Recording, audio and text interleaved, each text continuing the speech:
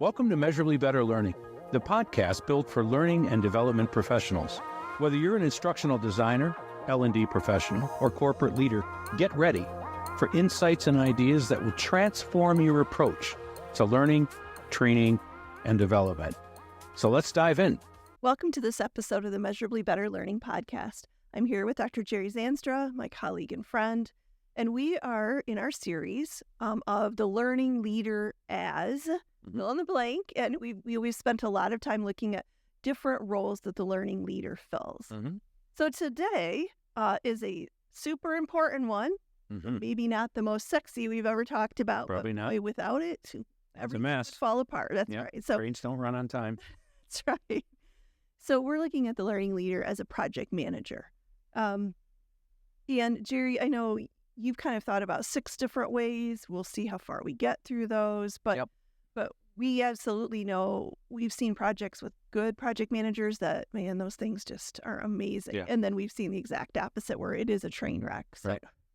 what are some important things the learning leader needs to consider as a project manager? Yeah, and I think, again, we need to talk a little bit about levels. Yeah.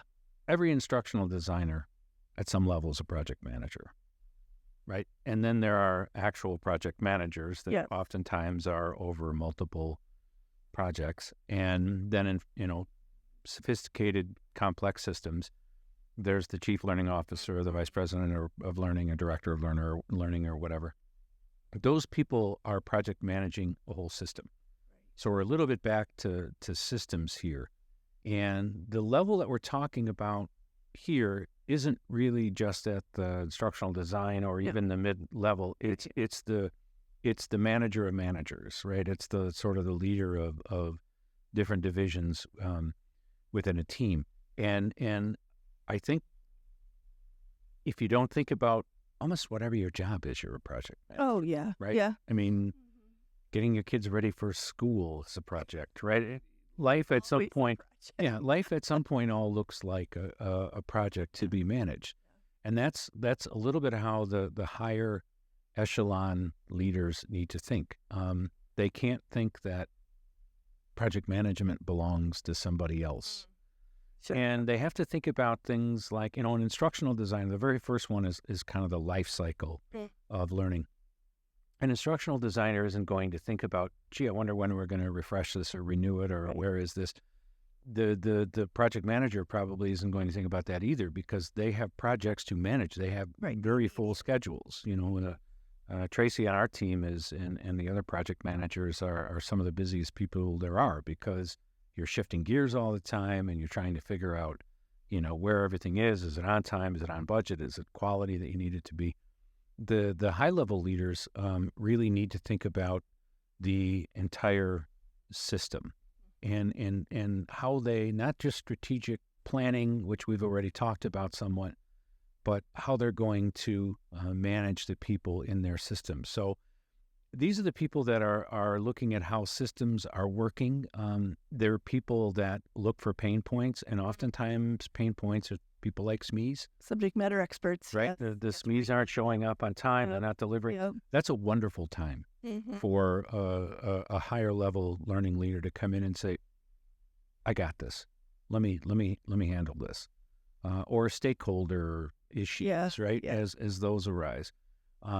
As things need to be refreshed, somebody's managing the overall system. So that's certainly one of them. I think another one is, and you probably have more to say about this than I do, but kind of the project planning side of things, because there are projects that you expect, and then there are projects that you suspect that there's coming. The fire. Yeah. And then there's the old crap. Where'd that come from? Right. And so you're always managing projects, needs, the organizational needs, your learning team needs, and at a very high level, you're trying to make sure that everybody has what they need when they need it. But your creative people and the graphic designers and the instructional designers, they need time, they need tools. There's a bunch of stuff they need. The middle managers need certain things. And so you're always strategically managing all of those people. So project planning is a big one. And there's even, I think, a human element to that too. So depending on the size of your team, but knowing the gifts and abilities of the people on your team has a huge part to play in resource allocation. Who's going to be on this project? Do they really have the skills, or would they work well with this subject matter expert versus that one? And that's a big part of it too. So sometimes that doesn't go so well. Right. Yeah. And then I think the third one before the break is risk management. Risk management, again, most people in most jobs aren't thinking about risk mitigation. Yeah. I think higher level people need to think about risks, and risk comes in all different forms. It could be, I'm really burning out this person over here. That's a great example. This person is underutilized. That's a risk. This person over here has a skill set way higher than we're actually giving her in work. The risk is there. She's going to find something more interesting to do. There are times when projects are, very, you and I have talked about this many times, right? Very visible and very impactful, right? Those are high risk projects. That might be one that you really need to get your hands around. Yeah. Like if it's something that shows up in the news, or this is, somebody got hurt, or this is a very high profile project, it would be very risky to be hands off in that. Yeah, no, thank you. Those are some really good things to think about. When we return, we're going to take a look at a few more. So thank you. Imagine a world where every training session, every learning module, and every translated document is aligned with your company's unique goals and global ambitions. Welcome to Ingenuity, where we don't just talk about elevating your corporate learning, we make it happen. At Ingenuity, we understand the heart of your business is its people. That's why we specialize in creating custom learning solutions and translation services that are not just effective, but are designed specifically for your business's global needs. Let us show you how learning cannot be just better, but measurably better, with solutions tailored just for you. Learn more in the description below. Welcome back. We're going to take a look at 3 other really skill sets that a project manager needs to have, but I think these last 3 are more what I would consider on the measurement side of things, which if you're talking a peer project manager, that's not something necessarily they would be involved in. But if you're a learning leader in the role, kind of putting on your project manager hat, there's some performance measurement, like tech type things that you really need to pay attention to that tie into project management. Yeah. And again, back to the levels. An instructional designer has certain metrics, right? Am I getting the information that I need? Am I creating what I need so that, I'm writing the scripts and so on? The middle management, or let's just call them project managers. The project managers are typically focused on 3 metrics. Is it on time? Is it on budget? And is it quality? Things.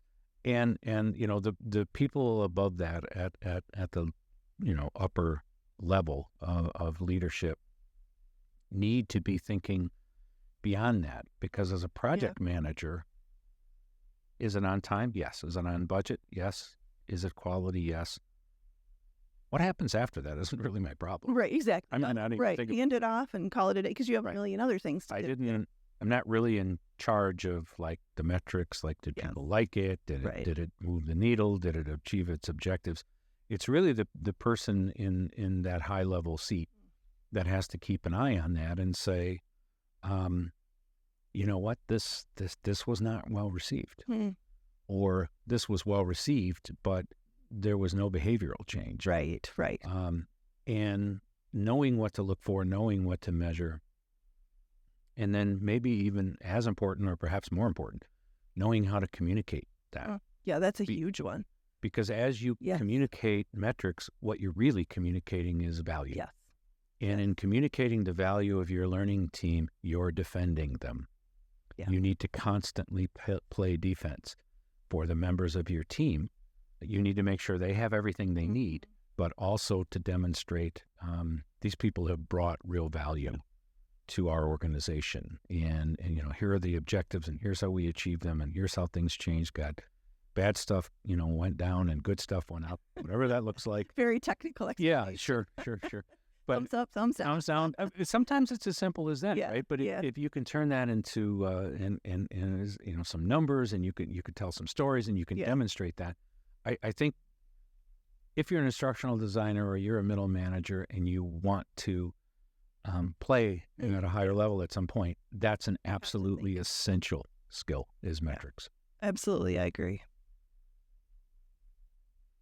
Well, also, I think we talked a little bit already about having the right resources, and some of that has to do with giving your team even like the right technology. And a lot of companies have project management tools and all, but is it shared across the team? Do the instructional designers have visibility? Does that tool really work for them? I mean, instructional designers are great at like cobbling together free tools and using 6 logins to, but like, have you provided the tools they need to effectively manage a project?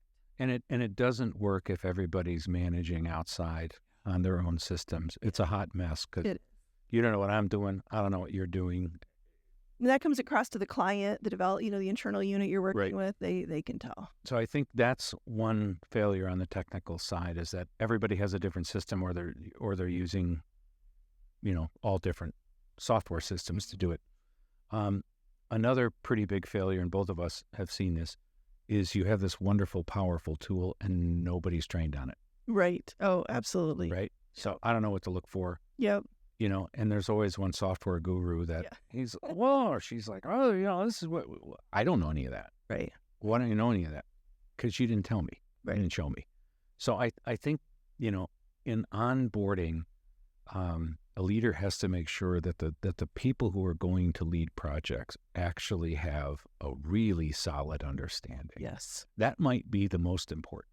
I think so. Yeah. Yeah. I mean, we've seen that with our project managers. And then the visibility to the team. For us, it's like a one click. Now, I can see the schedule, even though I'm not responsible for the schedule in any way, but I need to be able to answer a question if someone asks me. So absolutely. And the higher level leaders need a place where they can go, where they can see a dashboard. Yes. All at once. Agreed. Right. Whether it's a Gantt chart or however it's laid out, but you're like, okay, on track. Yeah. Off track, pending disaster. I don't know what the third category is. Something bad is coming in, and you can see that, and you can that's the beauty of the software. Yes. Is the visibility. And as a learning leader, you need to have a pretty good handle on that one. Yeah, absolutely. Do you want to talk about continuous? Yeah, we got 45 seconds. Okay. All right. Well, I think one of the last things that a learning leader can really drive, and I think they really set the tone for the group, is sort of this continuous improvement, feedback loops, right? Like, we've all been a part of projects that haven't gone well, and the way that it's handled from the learning leader can turn into finger pointing at people, or it can be That's my preferred way. Let's find somebody who's at fault and then a public hanging. Yeah, okay. Yeah. Or it can be a very rational, why did this happen? Asking all of our problem-solving questions to figure out what happened in the process. So I think this is really critical from a learning leader in that project management sort of role. And I'd flip that on its head, too. Some projects just rock. Oh, absolutely. What happened there? Right. Who came up with this, right? It's celebrating also. It's beyond celebration. It's like celebrating what went really well and then figuring out how to help others replicate it. Agreed. Yes, that's a great point. But continuous improvement is, again, if you're just order takers, you just crank stuff out. But if time is a big deal to actually stop and go, how do we get better? It's not that we don't have the ability to do it. It's that we don't make time for it. Yeah. Yeah. And listening to your team, they know the pain points. Yeah. So, but again, it comes down to the tone that's set. Are they open to sharing those? Do they feel like it's safe? And can we make this better? Yeah. Well, thank you for your insights. Thank you for, I think, really making, project management kind of come alive in the sphere of a learning leader. Yeah, you're welcome. Happy to do it. Before we wrap up the show, if you're looking to dive deeper, we've got tons of free downloads, L&D resources, and details about upcoming webinars that you won't want to miss. They're found in the episode description. Plus, if you ever want to chat with either one of us, now's your chance. You can find links in the episode description to connect directly with Miriam or me. We're here to answer your questions and to discuss all things learning and development. And speaking of questions, we love hearing from you. Whether it's a question or a comment or a topic you're curious about, or if you just want to join the conversation, drop us a comment on your favorite social media channel. Your input shapes our shows. Don't forget to subscribe to our podcast on your favorite platform. It's the best way to ensure you never miss out on our latest episode. We're excited to continue to transform learning into a measurable success with you. Until next time.